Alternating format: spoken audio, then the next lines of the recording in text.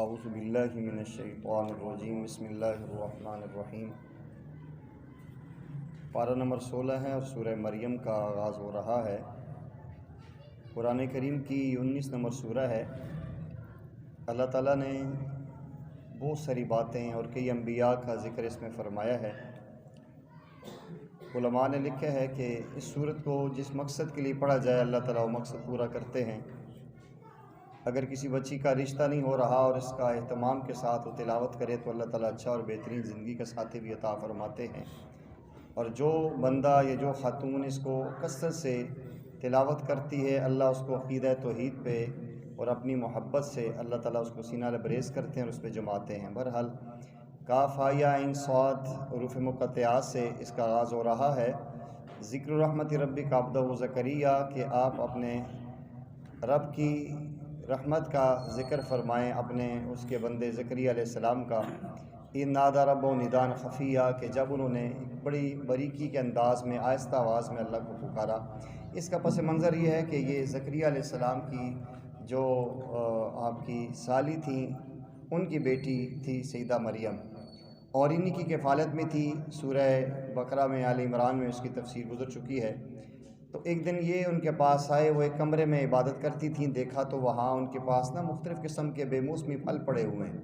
تو انہوں نے ان سے کہا کہ یا مریم انا لکی ھذا، اے مریم یہ تیرے پاس کہاں سے آئی ہیں؟ دروازہ بند ہے، کمرہ بند ہے، اور میرے علاوہ کوئی بندہ آپ کے پاس آتا نہیں۔ انہوں نے کہا ھذا، یہ جو ہے ہوا من عند اللہ، اللہ کی طرف سے آیا ہے۔ تو اللہ تعالیٰ ایک اشارہ دیتے ہیں، زکریا علیہ السلام بڑھاپے کے عالم میں آپ نے دعا مانگی، اللہ اگر آپ اس بچی کو بے موسمی پھل دے سکتے ہیں تو بے موسمی عمر میں مجھے بھی آپ اولاد دے سکتے ہیں۔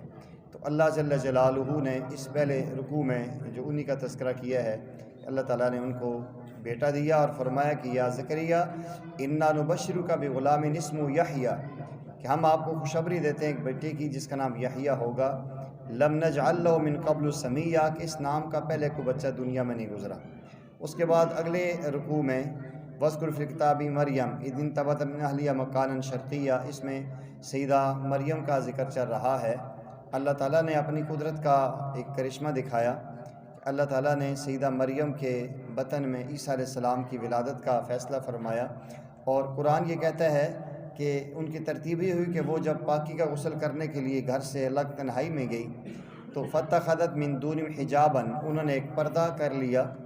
فارسلنا الیہا روحنا، تو ہم نے اپنا روح فرشتہ جبرائیل بھیجا۔ فتمثل لہا بشرا سویہ، ایک نوجوان خوبصورت انسان کی صورت میں۔ اب وہ غسل کر رہی ہیں اور دیکھا کہ اچانک اس پردے کی طرف سے ایک ایسا اچانک نوجوان سامنے آ جاتا ہے۔ قالت، کہنے لگی انی اعوذ بالرحمن منک ان کنت تقیہ، میں تجھے اللہ کی پناہ دیتی ہوں اگر تو اللہ سے ڈرنے والا ہے، پرہیزگار ہے تو پیچھے ہٹ جا، میرے قریب نہ آ۔ قال انما انا رسول ربک لاھب لک غلاما زکیہ، اس نے کہا کہ میں تیرے رب کا بھیجا ہوا فرشتہ ہوں، میں تب آیا ہوں کہ تجھے اللہ تعالیٰ ایک پاکیزہ بیٹا عطا کرے۔ قالت انا یکون لی غلام ولم یمسسنی بشر، وہ کہنے لگی کہ میرا بیٹا کیسے ہو سکتا ہے، مجھے کسی مرد نے چھوا تک نہیں، ولم اک بغیہ، اور العیاذ باللہ میں کوئی بدکارہ بھی نہیں ہوں۔ قال کذالک، اس نے کہا ایسا ہی ہوگا، ہوا علی حین، یہ اللہ کے لیے بہت آسان ہے، اور ایسا ہم کیوں کر رہے ہیں، وَلِنَجْعَلُهُ آیَةً لِلنَّاسِ، کہ ہم لوگوں کے اندر ایک اپنی نشانی بتلائیں، وَرَحْمَةً مِنَّا، اور ایک اپنی رحمت کا ذریعہ بتائیں، وَكَانَ أَمْرًا مَقْضِيًّا، اور یہ بات اللہ کی طرف سے طے ہو چکی ہے۔ پھر سیدہ مریم انہوں نے ان کے سینے میں پھونک ماری، اور پھونک مارنے سے اللہ اس پھونک کے ذریعے ان کے رحم میں بچے کی ولادت کا فیصلہ کیا۔ اس کے اندر بھی علماء نے بڑے نکتے لکھے ہیں کہ ایسا کیوں ہوا اور نوجوان لڑکے کی صورت میں کیوں آئے۔ تو وہ جو ہی پہنچے تو ایک انسان ہے، فطرتاً اس کے اندر ایک جذبات برانگیختہ ہوتے ہیں، اس کیفیت میں اللہ تعالیٰ حمل کی ترتیب بناتے ہیں۔ اس لیے ایک نوجوان لڑکے کی صورت میں تنہائی میں ایک نوجوان خاتون کے سامنے اللہ نے جبرائیل کو بھیجا، اور ان کے ذریعے پھونک مار کے اللہ نے ان کو بیٹا عطا کیا۔ تو یہاں سے ایک بات نظر آتی ہے کہ اللہ تعالیٰ کی قدرت تو ہے کہ اللہ تعالیٰ بغیر ماں باپ کے آدم کو پیدا کرے، بغیر ماں کے حوا کو پیدا کرے، بغیر باپ کے عیسیٰ کو پیدا فرما دیں، یہ اللہ کی قدرت ہے۔ لیکن اللہ جل جلالہ کا جو اپنا ایک نظام ہے، جو ایک دستور ہے، وہ ماں باپ کے ملاپ سے ہی اولاد پیدا ہوتی ہے۔ آگے چل کے اگلے رکوع میں اللہ تعالیٰ نے وذکر فی کتاب ابراہیم انہ کان صدیقا نبیہ کہ آپ اس کتاب میں ابراہیم علیہ السلام کا ذکر بھی کریں گے جو سچے نبی ہیں۔ اذ قال ابیہ یا ابت لم تعبد ما لا يسمع ولا يبصر ولا يغني عنك شیئا، یہ ان کے اپنے والد سے جو مکالمہ ہوا ہے وہ ذکر آ رہا ہے کہ انہوں نے کہا ابو جی آپ ان کی کیوں عبادت کرتے ہیں جو آپ کی بات سنتے نہیں، آپ کو دیکھتے نہیں ہیں اور نہ آپ کو کسی چیز کا فائدہ دے سکتے ہیں۔ یا ابت انی قد جاء من العلم ما لم یأتک فاتبعنی اہدک صراطا سویا، کہ میرے ابو جی مجھے اللہ نے وہ علم دیا ہے جو آپ کے پاس نہیں ہے، اگر آپ میری بھی پیروی کریں گے تو میں آپ کو سیدھے راستے کی رہنمائی کروں گا۔ یا ابت لا تعبدوا الشیطان، کہ میرے ابو جان آپ شیطان کی پیروی نہ کریں، ان الشیطان کان للرحمن عصیا، کہ شیطان اللہ کا نافرمان ہے۔ آگے چل کے کافی لمبی تفصیل ہے، تو انہوں نے آگے سے جو والد تھے بات تو مانی نہیں، کہنے لگے اراغب انت عن آلیتی یا ابراہیم، اے ابراہیم تو ہمارے معبودوں سے بیزار ہے، لئن لم تنتہی اگر آپ باز نہ آئے، لارجمنک وہجرنی ملیہ، کہ میں آپ کو سنگسار کر دوں گا اور میں آپ کو ہمیشہ سے اپنے سے دور کر دوں گا۔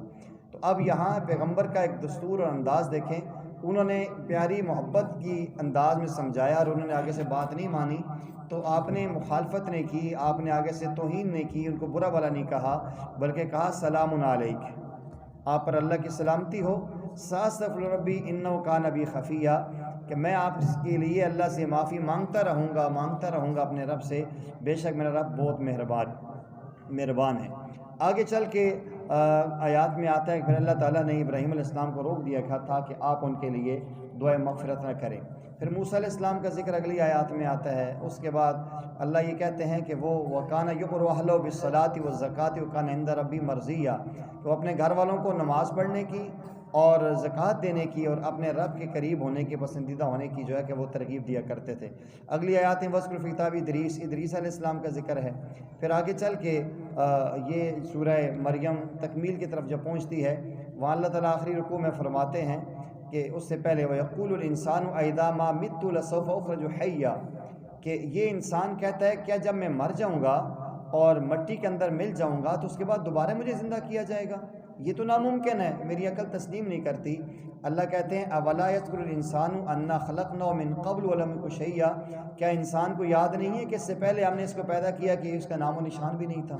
ابھی تو ہم نے دنیا میں اس کو ایک وجود دیا ہے، جب اس کا نام و نشان نہیں تھا۔ دوسری جگہ فرمایا کہ یہ ہواؤں کے جھونکوں میں، پانی کے ذرات میں، پانی کی بوندوں میں، مٹی کے ذرات میں بکھرا ہوا تھا، ہم نے وہاں سے اٹھایا، باپ کی پشت پہ لایا، وہاں سے ماں کے رحم میں ڈالا اور وہاں سے ہم نے اس کو تخلیق کی۔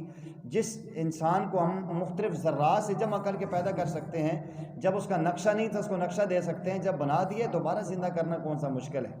اس لیے ان لوگوں کے لیے ان آیات میں اللہ تعالیٰ نے یہ جواب دیا ہے کہ یہ ذہن کلیئر کر لو کہ اللہ اس بات پہ قادر ہے کہ وہ انسان مٹی کے ذرات میں مل بھی جائے تو اللہ دوبارہ اس کو کھڑا کر دیں گے۔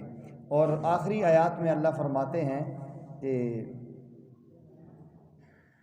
تکاد السماوات یتفطرن، قریب ہے کہ آسمان پھٹ جائے، وتنشق الارض، اور زمین شق ہو جائے، وتخر الجبال حدا، اور پہاڑ اپنی جگہ سے گر جائیں اور ریزہ ریزہ ہو جائیں، ان دعوا للرحمن ولدا، اتنی سخت یہ بات کرتے ہیں کہ اللہ کا بیٹا بناتے ہیں، یعنی اتنی سخت بات ہے کہ خدا کا عیسیٰ علیہ السلام کو یا عزیر علیہ السلام کو بیٹا کہتے ہیں، یہ اتنی سخت بات ہے کہ آسمان پہ ڈالیں آسمان پھٹ جائے، پہاڑ ریزہ ریزہ ہو جائیں، لیکن انہیں وما ينبغي للرحمن ان يتخذ ولدا، کہ اللہ تعالیٰ کو مناسب ہی نہیں ہے کہ اللہ بیٹا پیدا کرے، اللہ تعالیٰ اس چیز سے پاک ہے۔ ان الذين آمنوا والصالحات سيجعل الرحمن ودا، کہ بے شک جو لوگ ایمان لائے اور نیک اعمال کریں گے اللہ جل جلالہ ان کے لیے محبت پیدا کر دیں گے۔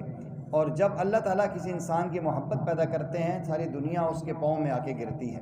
سورہ طٰہٰ میں بھی ایسے ہی چند موسیٰ علیہ السلام کے اور چند انبیاء کا اور بھی ذکر ہے، کوئی پیغام بھی اللہ نے دیے ہیں۔ یہ وہ سورہ ہے کہ جس سورہ کی تلاوت نے سیدنا عمر رضی اللہ تعالیٰ عنہ جیسے سخت دل بندے کو بھی موم کر کے رکھ دیا تھا۔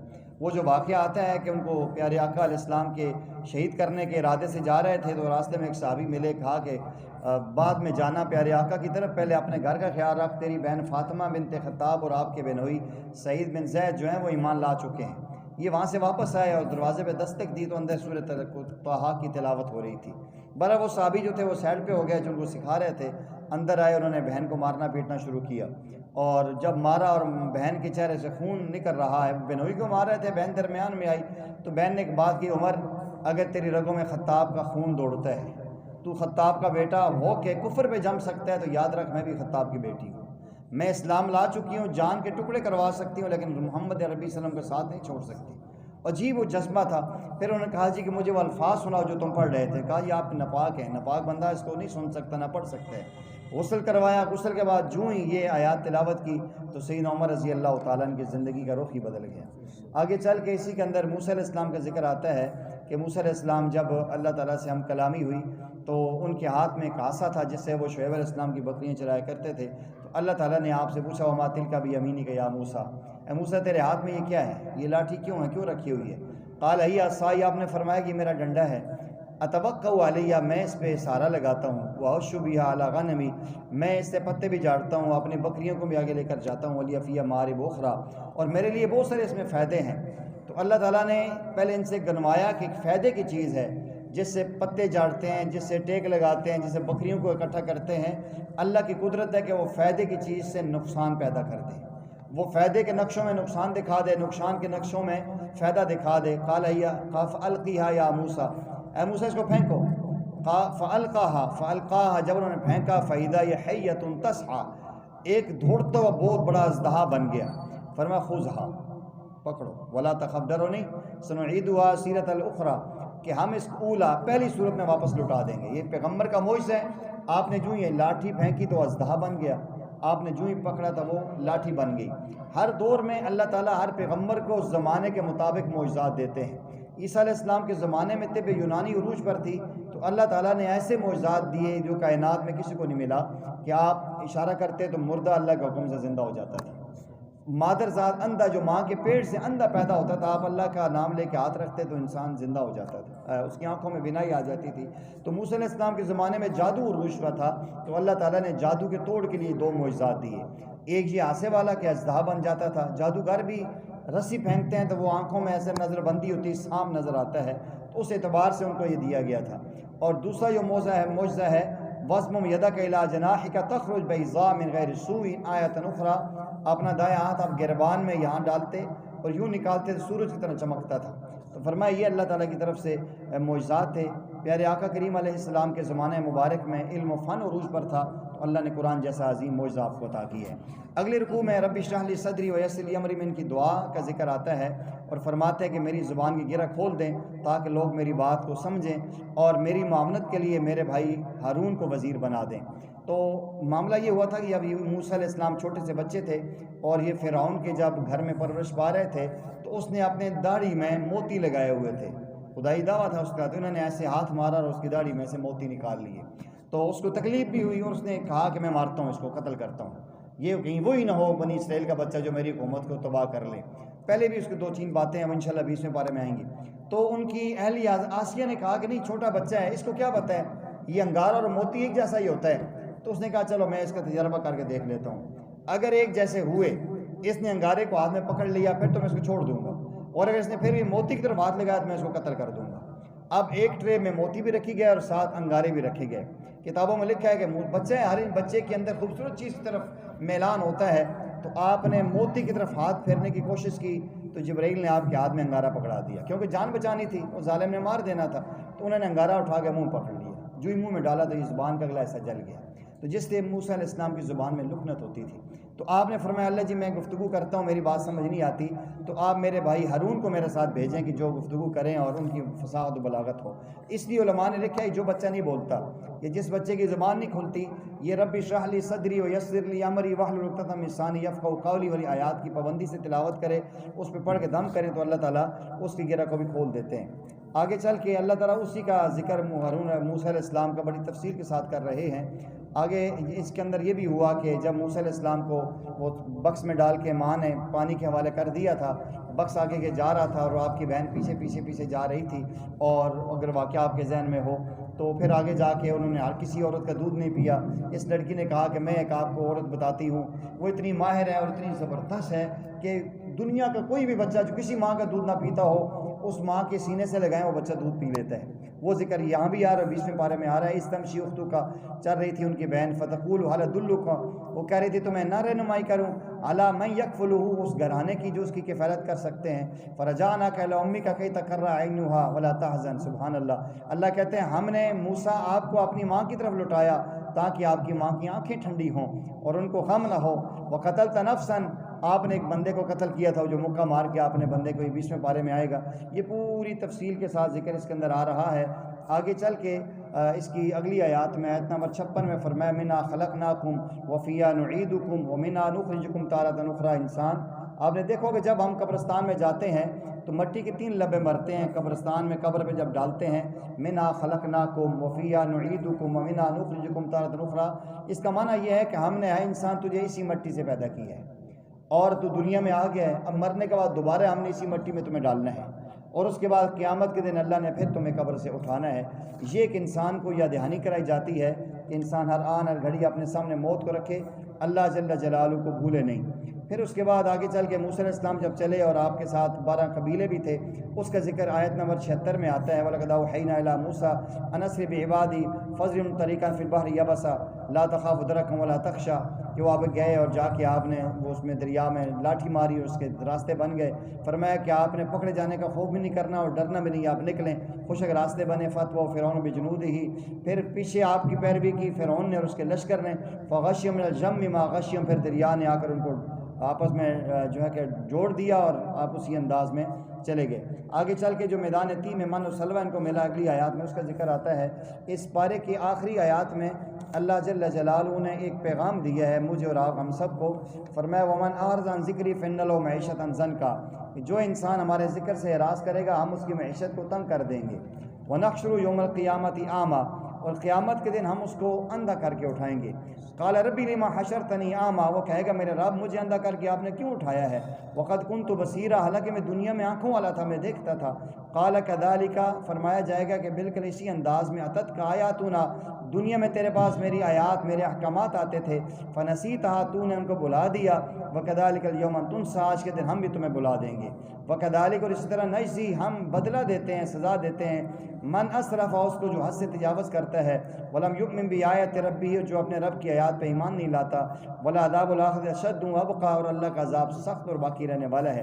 تو ان آیات سے اللہ تعالیٰ نے ہمیں ایک پیغام دیا ہے کہ یہ ذکر قرآن ہے، قرآن اللہ کا ذکر ہے، مسنون دعائیں اللہ کا ذکر ہے۔ جو انسان قرآن اور اس کے احکامات سے روگردانی کرتا ہے اور سنی انسنی کر کس چیز کو ٹال دیتا ہے، تو یاد رکھے کہ یہ آیات بینات سورہ طٰہٰ کی آیت نمبر 1 سے 23 سے اگلی آیات یہ دعوت فکر دے رہی ہیں کہ انسان، اللہ نے قیامت کے تمہیں اندھا کر کے اٹھانا ہے اور وہاں آنکھوں سے محروم ہو گیا، اللہ کے دیدار بھی نہیں ہوگا، جنت کی نعمتیں بھی نہیں دیکھ سکو گے۔ اگر آخرت کی اور جنت کی نعمتوں کو دیکھنا ہے اور اللہ جل جلالہ کے مقربین بندوں میں بننا ہے تو پھر قرآن سے روگردانی نہ کرو۔ قرآن کے 5 حق ہیں۔ قرآن کا پہلا حق یہ ہے کہ اس قرآن پہ ایمان لائے کہ اللہ کی سچی کتاب ہے، اس پہ شک و شبہ نہ کریں۔ دوسرا اس کا حق یہ ہے کہ اسے تجوید سے پڑھیں، کسی عالم قاری سے سیکھیں۔ تیسرا حق یہ کہ اس کو قرآن کو ترجمے کے ساتھ سمجھیں، اور چوتھا حق یہ کہ اس قرآن پہ عمل کریں، اور 5واں حق یہ میرا اوپر، ہر مسلمان کے اوپر جتنا سیکھا ہے سمجھیں، عمل کیے، اس کو دوسروں تک پہنچائیں۔ ان میں سے کسی ایک عمل میں بھی کمزوری کریں گے تو اللہ جل جلالہ کہ ہمارا مواخذہ ہوگا۔ اور نبی علیہ السلام کو اللہ حکم دے رہے ہیں وَأْمُرْ أَهْلَكَ بِالصَّلَاةِ وَاصْطَبِرْ عَلَيْهَا، اپنے گھر والوں کو نماز کا حکم دیں اور اس پہ قائم رہیں۔ لَا نَسْأَلُكَ رِزْقًا، ہم آپ سے رزق نہیں کمانا چاہتے، نَحْنُ نَرْزُقُكَ، ہم آپ کو رزق دیں گے، وَالْعَاقِبَةُ لِلتَّقْوَىٰ، اور ہمیشہ اچھا انجام تقوی والوں کا ہوتا ہے۔ تو اللہ تعالیٰ رزاق ہے، اللہ تعالیٰ نے ساری کائنات کو رزق دینا ہے۔ آج دنیا میں عجیب بات ہوتی ہے، کسی کو کہنا نماز پڑھ لیا کرو بھائی، نماز، دکانداری بھی اچھی بات ہے، کاروبار بھی اچھی چیز ہے، جاب بھی انسان اس کے حلال کماتا ہے، لیکن انسان کو نماز روزے کی بھی فکر کرنی چاہیے۔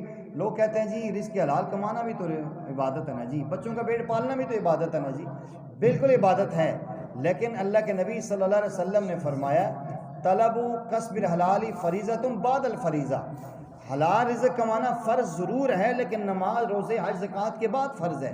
پہلے وہ چیزیں ہیں کہ انسان کے اوپر نماز فرض ہے، نماز کی پابندی کرے، زکوٰۃ فرض ہے اگر صاحب نصاب ہے، روزے فرض ہیں اگر صحت مند تندرست بنا ہے، صاحب نصاب ہے، اس پہ حج فرض ہے، اس کے ساتھ رزق حلال کمائے۔